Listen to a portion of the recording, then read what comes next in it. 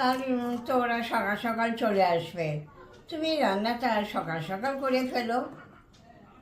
তা মাংস তো আনবে, তা আমি একটু চিংড়ি মাছ আনতে বলেছি মান্টুকে। তা আর কি কিছু করবে?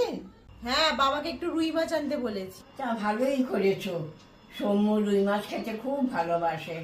তা রুই মাছ কি করবে? কিছু অন্যরকম করবে তো? দেখোই না কালকে কি করি। এই দেখো ঠাম্মা, প্রথমে জলের মধ্যে গোটা গরম মশলা, জায়ফল, জয়িত্রী, আমন্ড, কাজু বাদাম, পেঁয়াজ আর টমেটোটাকে ভালো করে সেদ্ধ করে নেবো। এবার একটা পেস্ট বানিয়ে রেখে দেবো।